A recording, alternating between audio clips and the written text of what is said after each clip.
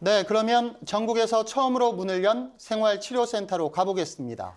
대구 혁신도시 중앙교육연수원에 환자 80여 명이 입소를 마친 상태라고 하는데요. 한현우 기자, 그곳 상황 어떻습니까?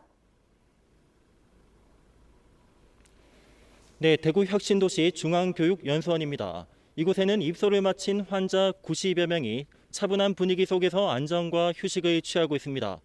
환자들은 오후 6시쯤 대구시가 제공한 도시락을 각자 방에서 먹은 뒤 센터에서의 첫날 밤을 보내고 있습니다. 경찰은 출입문을 차단하고 취재진을 비롯한 외부 출입을 철저히 통제하는 모습입니다.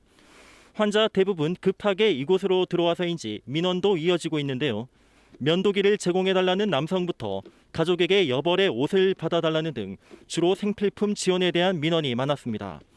오후에는 87살 확진자가 입소할 예정이었는데 보건당국의 판단으로 70세가 넘는 확진자는 받지 않기로 했습니다. 그럼 이 자리에 나와 있는 생활치료센터장인 이재택 경북의대 교수와 이야기 나눠보도록 하겠습니다. 안녕하십니까? 안녕하십니까?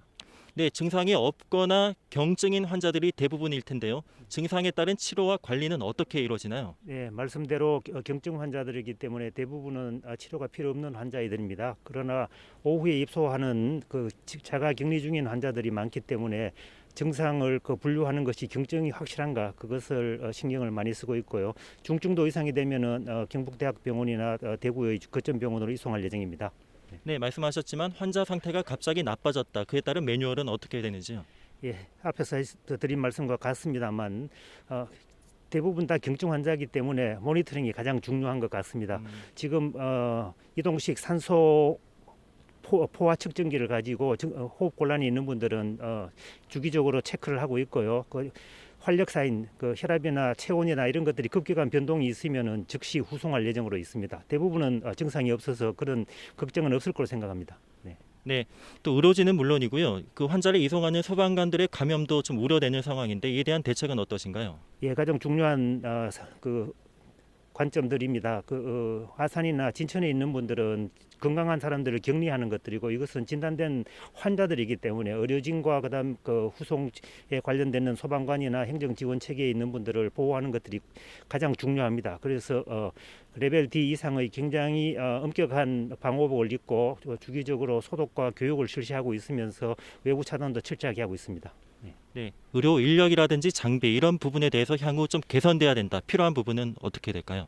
예, 어제 갑자기 설치가 되었기 때문에 아직까지 조금 부족한 것들이 있습니다만은 우선 경북대학병원에 있는 주요 시설들을 오늘 오후에 다 옮겼습니다. 그래서 응급처치를 비롯한 중요한 생명에 관련된 것들은 다 커버가 되도록 돼 있고요.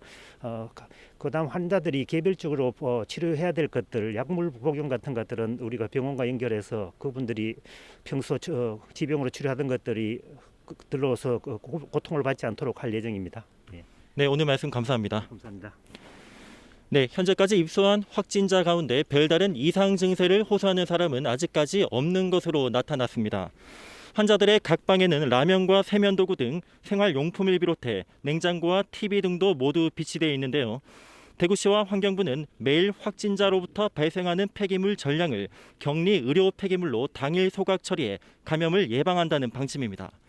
이처럼 바이러스 확진자들을 병원이 아닌 일반 시설에서 치료하는 건 전례가 없는 일입니다.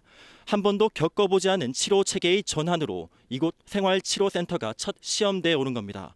이에 대해 정세균 국무총리는 중앙정부와 지자체, 민간이 합심해 최선의 모델을 새롭게 만들어가자며 힘과 지혜를 모아줄 것을 호소했습니다. TBC 한윤호입니다.